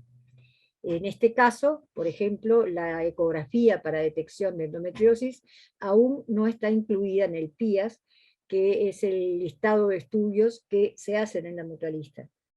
Por lo tanto, muchas pacientes lo tienen que hacer en forma particular por el momento, pero nuestra idea es integrarlo al prestador, a los prestadores de salud. Que la endometriosis no sea causa de discriminación de ningún tipo. Eso es fundamental. Todas aquellas personas que estén hoy escuchándonos y que sufran, padezcan la endometriosis, saben que existe una discriminación que es muy importante, tanto a nivel educativo como a nivel laboral. Que el BPS dispondrá de juntas médicas especializadas para determinar los casos de incapacidad total o parcial. Hay pacientes que no pueden ya trabajar más, los dolores son invalidantes, y en realidad cuando van a la junta médica muchas veces no son comprendidas.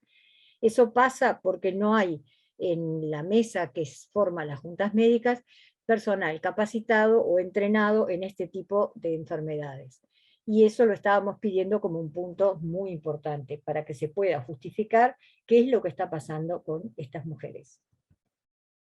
El primer punto dijimos que es la ley de endometriosis. Y el segundo punto, que también es muy importante, y es que cuando una paciente tiene una endometriosis y no quiere o no puede tener hijos por ahora, sabe que la calidad de sus óvulos es menor que a una paciente a igual edad que no tenga endometriosis. Si yo tengo una paciente que tiene 33 años sin endometriosis, tengo un pronóstico. Si tengo una de 33 años con endometriosis, su capacidad reproductiva baja, la calidad de sus óvulos es menor, su reserva ovárica es menor. ¿Y qué sucede? Si no puede quedar embarazada ahora, a medida que pasa el tiempo, como pasa en todas las mujeres, pero en este caso es más rápido, va perdiendo su capacidad reproductiva. Entonces, lo que se pide es que a través del Fondo Nacional de Recursos se pueda financiar lo que se llama preservación de la fertilidad.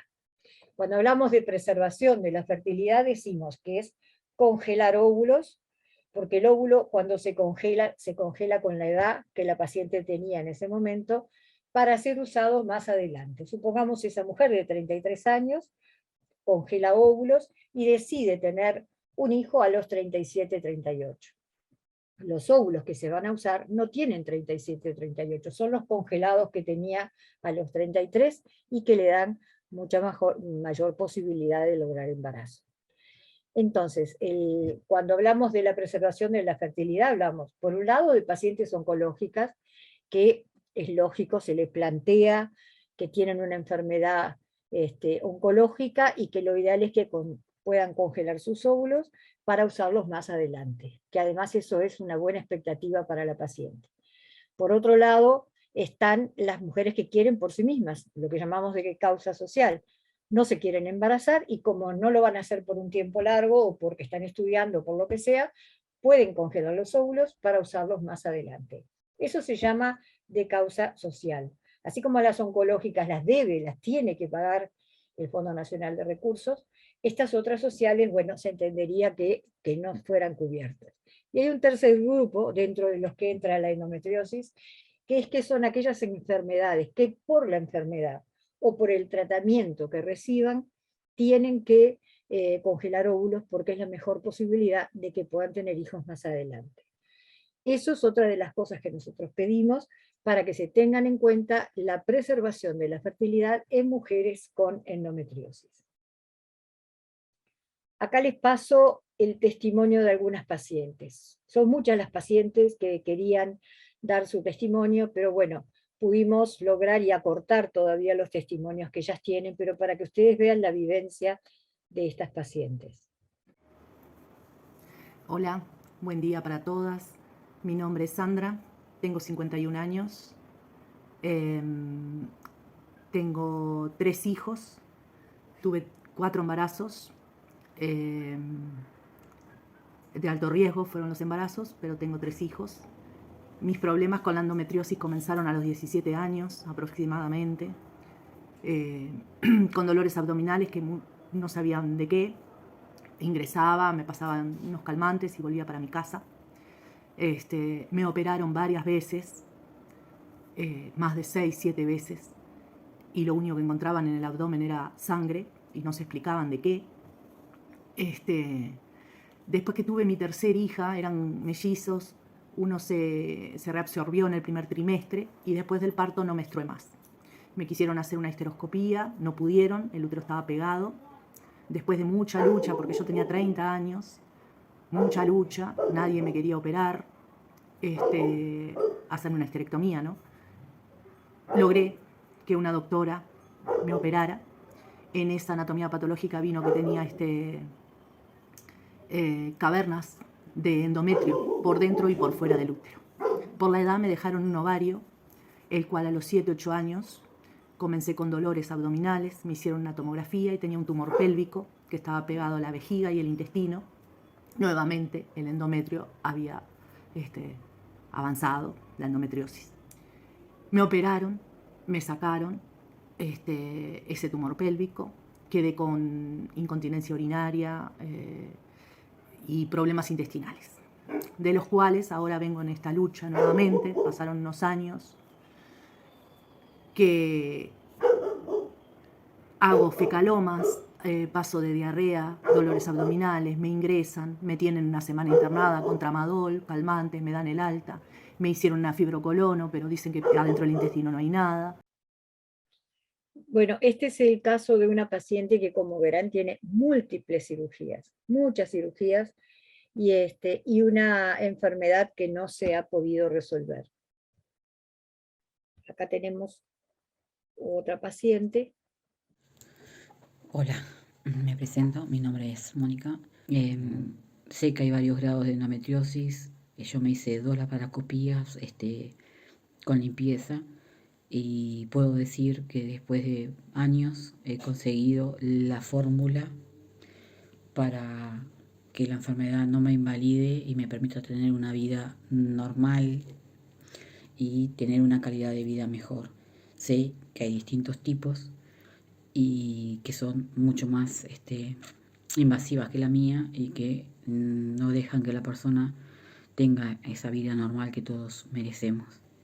Sí sé que vivir con dolor es insoportable y que trae consecuencias como la ansiedad y la depresión. De hecho, estoy medicada hace años con la medicación mínima, que es media sertralina de 50 y medio clonotén, que los tomo día por medio. Que fue que se me despertó por los dolores crónicos que tenía, pues llegué a tomar morfina para calmar los dolores y hacer mezclas con distintos calmantes para poder dejar de sufrir. Pero bueno, siento que estamos empezando una época y una era en que la enfermedad está siendo más visible. Acá ven claramente la angustia y la depresión de la paciente por llevar esos dolores tan serios a lo largo de su vida. ¿Qué hubiera pasado si el diagnóstico hubiera sido anterior? Si hubiera podido acceder a un tratamiento correcto antes y no haber tenido que pasar por todas estas instancias que pasó. Nos queda el último mensaje. Como seguía comentándoles, ella es mi hermana gemela, convivimos muchos años. No fue solamente a través de una laparoscopía que se descubrió, fueron varias, pero fue el comienzo de la primera, durante muchos años. Después de 24 años, se me hizo la histerectomía. No quedó allí, como les comenté. Ella tomó adherencias en mi vejiga, en mis riñones, en mi estómago, mis intestinos, donde por lo cual se está evaluando, y bueno, hay que esperar a que los médicos decidan si se va a hacer una investigación, si se va a hacer un procedimiento sobre mi vejiga, donde bueno, está en la Policlínica UBA, donde ya me llamaron, donde tengo todos los estudios, porque están las adherencias ahí, se ramificó ahí, se adherió mucho ahí en la parte de la vejiga, que es muy dolorosa. ¿Que hay complicaciones? Sí, hay complicaciones. Depende de mí, de la decisión si voy a seguir, si me voy a operar o qué es lo que van a hacer, que más o menos estamos bien rumbeados en esa parte, porque uno no quiere terminar con una colotomía, porque también está la parte de los intestinos, uno no quiere terminar con la fístula, y son decisiones que uno las tiene que tomar. Esta es otra paciente que también es curioso porque ella dice que ella siente que la endometriosis es como su hermana gemela, porque convive con ella todo el tiempo. Bueno, entonces simplemente transmitirles la importancia de la enfermedad, la importancia de la detección precoz y algo que es muy importante, mucho cuidado con las cirugías en estas pacientes, porque cada vez que le hacen una cirugía para sacar un quiste de ovario, sale tejido sano y van perdiendo desde el punto de vista reproductivo su reserva ovárica. Por lo tanto, es importante recordar que estas pacientes no pueden ni deben vivir con ese dolor, que existen alternativas para mejorar su calidad de vida y hay que ser muy cuidadosos con las cirugías que se les realicen. Bueno, muchas gracias por su atención y le damos paso a Leticia. Muchas gracias, Rita. Ha sido muy ilustrativa. Hay muchas preguntas, las vamos a dejar para después. Y vamos a darle paso a la licenciada Leticia García, psicóloga de la UDELAR, con formación y práctica clínica en infertilidad y tratamiento de reproducción humana asistida, y forma parte del equipo de psicólogos de la Sociedad Uruguaya de Reproducción Humana. Leticia nos va a hablar de los aspectos psicológicos de la endometriosis. Te escuchamos, Leticia. Ana, muchas gracias. Buenas noches. Agradecerles a todos por acompañarnos en estas jornadas y sobre todo los testimonios. Pensando en esto, ¿no? En los testimonios, bueno, pensar cómo en realidad uno escucha a la mujer con endometriosis. Muchas veces, como decía Rita, se los escucha desde las creencias, ¿no? Sociales y familiares, se naturaliza el dolor menstrual, ¿no? Como que es algo propio de lo femenino. Un poco las frases que uno también toma de las pacientes, ¿no? A todas las mujeres les duele la menstruación, es algo normal. Mi madre siempre me dijo que me levantara y siguiera, ¿no? Aunque me dolía mucho, pensando en las adolescentes, ¿verdad? Que tienen que concurrir a clases y muchas veces no lo pueden hacer, pero bueno, son presionadas porque no son entendidas, ¿no? A veces se piensa que es una excusa, ¿no? Entonces, desde ese lugar también desde otros ámbitos que son incomprendidas, donde también se minimiza ese dolor, se las tratan como exageradas en su manifestación, ¿no? En base también a estas creencias que decía hoy, excusas para no ir a trabajar en lo que tiene que ver con lo laboral, y lo importante de esto es ver cómo esto lleva a que la propia paciente dude de sus propias percepciones, ¿no? Porque es tanto el entorno que no las entiende y que le dicen, no, ¿cómo puede ser tan exagerado ese dolor? Es normal, que hasta llegan a dudar de sus percepciones, ¿no? De sus sensaciones corporales. Y sumado a esto, el diagnóstico tardío, digo, ahora leyendo el chat que estaban escribiendo varios pacientes, ¿no? Decía, bueno, recién a los 40 años me diagnosticaron, bueno, también en los testimonios que escuchábamos. Entonces todo esto va a tener, la demora en el diagnóstico va a tener sus repercusiones en la vida de estas pacientes, ¿no? El no saber qué les está pasando, el no encontrar una explicación, y sin embargo estar padeciendo todo lo que padecen, sobre todo la sintomatología física, que es como la que está presente. En este caso también la endometriosis en la vida de estas mujeres, es importante ver las vivencias que ellas tengan de esa enfermedad, si las están viviendo como algo que es como un castigo, ¿no? Muchas veces uno escucha esto, de las experiencias pasadas que hayan tenido, ¿no? Entonces es importante ver, bueno, para cada mujer, para cada caso, qué vivencia si tiene de la enfermedad, ¿no? Que va a ser bien específica. También de cómo van a sobrellevar esa enfermedad, qué estrategias de afrontamiento despliegan, ¿no? Aquellas que son como más saludables, de buscar ayuda, como la tendencia, bueno, a resolver, bueno, determinada situación, todas esas personas, digamos, como que van a ser, el impacto va a ser menor. Pero bueno, cuando hay, digamos, una tendencia más al pensamiento negativo, o a ser más pesimistas o más temerosas, eso como que influye también en la forma que impacta la enfermedad y cómo se lleva adelante, ¿no? Un poco esto de los rasgos de personalidad que planteo acá, también la red social de contención, que es importante que exista, y si no es así, todo, digamos, como que lo va a empeorar, como lo viva esa persona.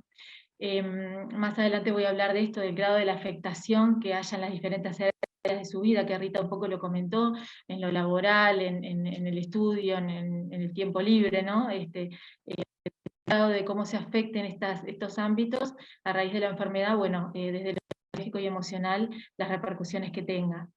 También es fundamental el tratamiento médico, ¿no? Y cómo sea ese tratamiento, cuán a tiempo sea, y también de la relación, ¿no? Con el médico, cuán contenedor puede ser, cómo las pueda escuchar, ¿no? Que eso va a influir de forma positiva. Y bueno, luego lo que decía Rita hoy de la afectación física y del tema del dolor, de la cronicidad del dolor, ¿verdad? Porque si hablamos de síntomas, de la enfermedad no tiene que ver con los síntomas físicos, pero también el sufrimiento emocional, que muchas veces queda invisibilizado, ¿no? Y yo creo que estas jornadas, estoy segura, es importante para eso, para mostrar capaz todo ese sufrimiento emocional que muchas veces no es tenido en cuenta o no se ve, ¿no? Así que bueno, en ese sentido es importante. Lo que es el dolor físico y la fatiga crónica, que son como lo característico de la endometriosis, obviamente que el impacto va a depender de la intensidad de ese dolor y de lo que sea, ¿verdad? Como se decía hoy, hay personas que tienen endometriosis y son asintomáticas, o que el dolor es más leve, o que el dolor es solo cuando se está menstruando, ¿no? Pero pensemos también, y coloquemos ahora un poco en nosotros, ¿no? En algún momento que hayamos tenido un dolor físico, ¿no? Muy intenso, cómo uno se siente y cuán limitante es, ¿verdad? En cuanto a una actividad que uno vaya a desarrollar, ¿no? ¿Qué disponibilidad y qué uno puede tener con un dolor tan intenso? Bueno, piensen que estas mujeres, muchas veces ese dolor está siempre, y eso va a limitar su vida cotidiana, ¿no? Y a nivel psicológico va a generar mucha frustración, porque no se pueden hacer aquellas cosas que desean o que tienen planificadas.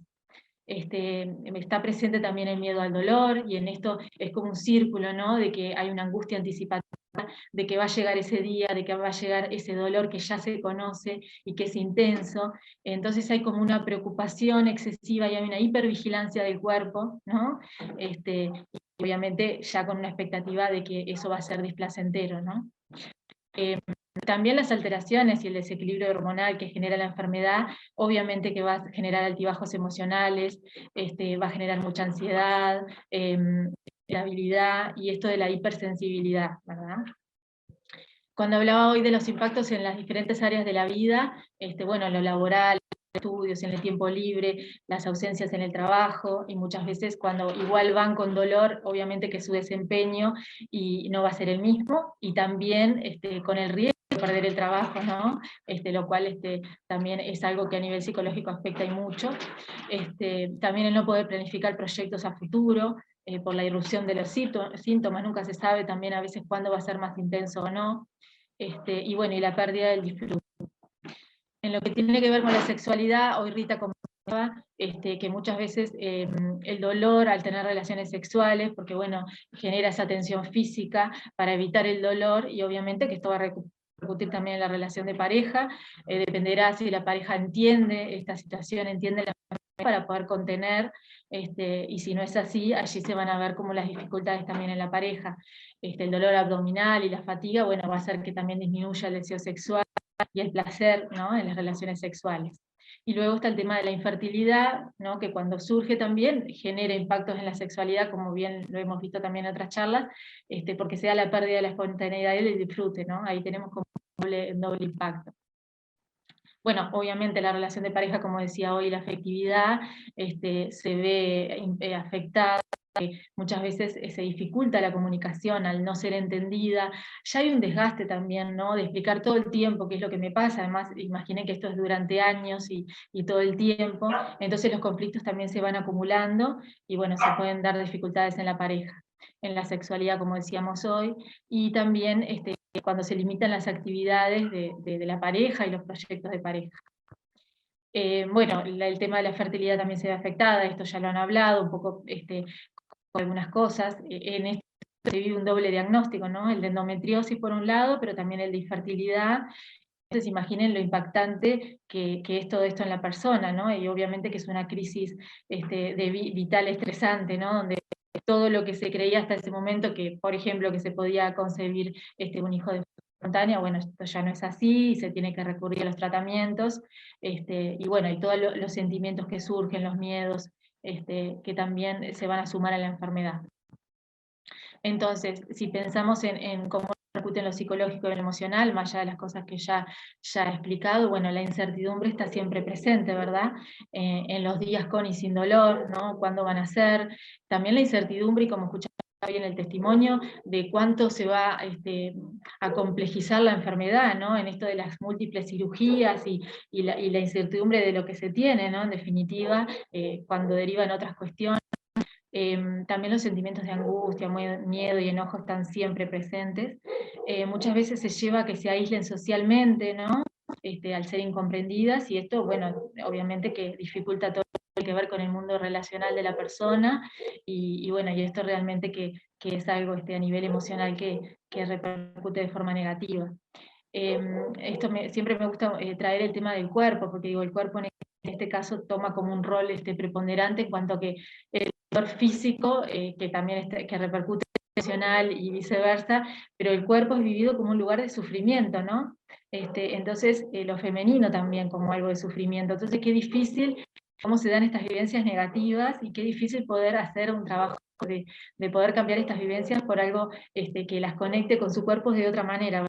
Y cuando se suma el diagnóstico de infertilidad, es aún peor, porque es un cuerpo que falla, ¿no? Que eso es vivido por las pacientes, que falla, que está bueno, en comparación con las mujeres, ¿no? Y esto repercute en la autoestima, ¿no? Sintiéndose inferiores, y bueno, todos estos temas hay que trabajarlos y mucho, y la depresión y la ansiedad, que bueno, que por lo general pueden estar muy presentes ante toda esa impotencia, esa desesperanza que viven, ¿verdad? El estrés también, niveles de estrés muchas veces elevados, propios de la enfermedad, pero también derivan el impacto de otras áreas, también hay que tenerlo en cuenta y hay que trabajarlo. Por ejemplo, en lo laboral, esto que decíamos hoy, ante las ausencias, ¿no? O no poder tener el desempeño adecuado, las preocupaciones económicas, ¿no? Obviamente sin trabajo y demás. Y siempre estamos hablando de duelos, ¿no? De pérdidas, en el caso al tener una enfermedad del cuerpo sano, en el caso de la infertilidad de concebir de forma natural, y las renuncias cotidianas, ¿no? Que esas a veces también se invisibilizan, pero son tan importantes, y la mujer con endometriosis pasa. Siempre es importante, y creo que digo también de la jornada, bueno, ¿qué hacer? Ya desde el informar y decir, bueno, lo que le pasa a la mujer es importante, pero bueno, ¿qué hacer? Informarse, asesorarse, esto va a aliviar la culpa, va a aliviar las repercusiones negativas en la autoestima, se trata de buscar soluciones para manejar la enfermedad y sus síntomas, ¿no? Como decía Rita hoy, el apoyo psicológico, dentro de varios apoyos, porque esto tiene que ser algo integral, ¿verdad? La psicoterapia individual, donde se hace psicoeducación, donde en los casos de cirugía, ¿no? Se las prepara para las cirugías, la psicoprofilaxis quirúrgica, y también los grupos de apoyo que hoy Rita los nombraba, que bueno, que son importantes en el sentido de que la mujer no se siente comprendida por otras personas que también están pasando por lo mismo, y que también les dan herramientas, ¿verdad?, para poder llevar la enfermedad. Las técnicas de relajación, pensando en el tema del dolor, son muy importantes, ayudan muchísimo. La derivación a otros profesionales, pensando en el tema de la afectación en la sexualidad, consulta con sexólogo, también con fisioterapeutas para el tema del piso pélvico, todo el trabajo que se puede hacer allí por el tema del dolor. El validar las emociones, ¿verdad? Cuando una persona, la mujer te plantea lo que le está pasando, bueno, ella lo está viviendo así, es válido, uno desde la escucha que le está dando, ¿no? Y eso hace mucho bien a la autoestima, a que esa mujer se pueda empoderar y pueda manejar la enfermedad de otra manera. El significado que le dé cada mujer, que eso va a ser bien particular, y va a hacer que también pueda aceptar la enfermedad, porque se la pueda manejar de otra manera, y bueno, eso es muy importante, así como el apoyo social, que bueno, y en esto un poco esquematizando, bueno, el afrontar la enfermedad entonces va a tener que ver con esto de la información, con los grupos de apoyo, atención integral, todo lo médico, psicológico, todo lo que hablábamos, con la red social de contención, que creo que es importante todo esto de informar a todo su entorno para que sea escuchada y entendida, y también los recursos internos de cada paciente, ¿verdad? De cuáles son sus formas de sobrellevar la vida y de afrontarla, que eso va a ser importante. Así que bueno, concluyendo un poco, que ya es tarde, están todos cansados, bueno, la importancia de conocer la dimensión emocional en lo que me toca a mí, pero somos todo un equipo, bueno, toda la clínica, es importante conocer la dimensión emocional y psicológica para, bueno, generar empatía con la mujer que padece endometriosis, para así realmente poder acompañarla. ayudarla a que despliegue esas estrategias que como está sumida en ese dolor no está pudiendo ver y que seguramente cada una tenga, y utilizar esos recursos para aliviar un poco y sobrellevar la intensidad de los síntomas de esta enfermedad. Así que bueno, muchas gracias y bueno, sí, ya estamos terminando, ¿no? Leticia, muchas gracias, muy clara tu exposición. Nos muestra la importancia de el manejo multidisciplinario y el apoyo psicológico que la paciente con endometriosis debe tener. Tenemos algunas preguntas, algunas no son ni siquiera preguntas, sino que son afirmaciones de las pacientes que algunas se sienten identificadas con lo que se ha dicho, sobre todo con lo poco visibilizado que está por el ginecólogo generalista, la endometriosis, y eso cómo nos lleva al diagnóstico tardío.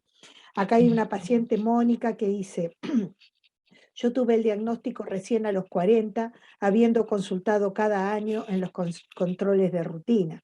Eso, Rita, tú lo mencionaste muy bien. Claro. Una cosa que no quería olvidarme es de mencionar los grupos de apoyo. Hay 2 grupos en Facebook que se llaman Endomujeres y Endovida, que son grupos de contención donde ellas mismas lo trabajan, y la verdad que son grupos que funcionan muy bien y les sirven mucho a ellas para volcar todos esos sentimientos que muchas veces ni en la familia ni con una amiga los pueden manejar. Gracias, Rita, es importante eso, muy importante. El apoyo por lo que decía Leticia hace recién. Acá hay una paciente, Rita, que te pregunta: ¿puede ser que los anticonceptivos orales disminuyan los síntomas?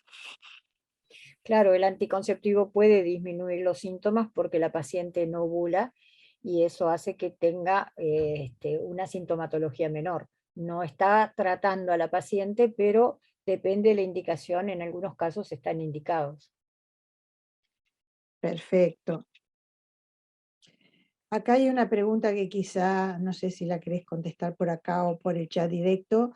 Dice la doctora Rita Bernocchi, ¿dónde atiende pacientes con problemas menstruales?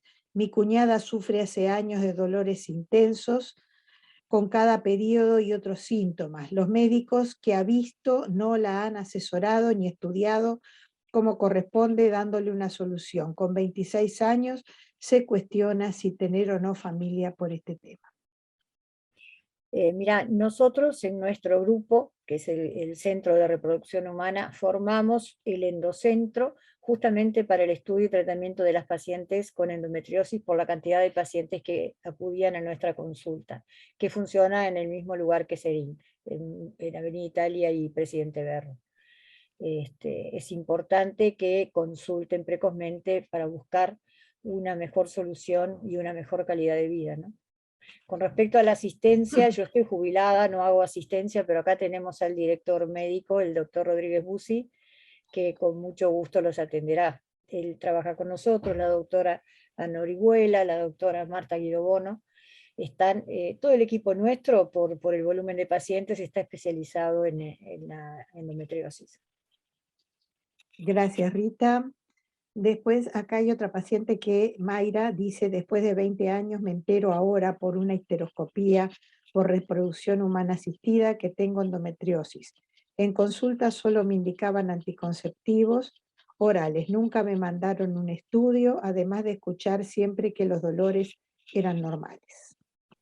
Bueno, ahí tenés un caso importante que podía tener un mejor diagnóstico con una ecografía correctamente realizada. Porque en ese caso antes no se mandaba diagnóstico porque no se mandaba la laparoscopía. Inclusive en varios congresos de adolescentes de ginecología me he peleado pidiendo que le hagan diagnóstico y que no, y bueno, y así quedaban sin diagnóstico. Pero es muy importante que se haga una ecografía. La ecografía no solo nos permite el diagnóstico, nos permite el control evolutivo de la paciente. Hacemos una ecografía, al tiempo hacemos otra y vemos cómo responde al tratamiento, y es un estudio que no es agresivo, es una ecografía transvaginal, pero que es específica para la búsqueda de focos endometriósicos. O sea que es totalmente tolerable por la paciente, pero nos puede ampliar el diagnóstico, como dice Juan, con una historia clara y completa y una buena ecografía, podemos tener un diagnóstico preciso de las pacientes. Y como dijiste en tu charla, depende extremadamente del ecografista, que busque lo que tiene que buscar. Exacto. Bueno, acá Evangelina y Carlos preguntan si la endometriosis genera partos prematuros en los embarazos. No, no es una indicación, o sea, no se asocia al tema de partos prematuros.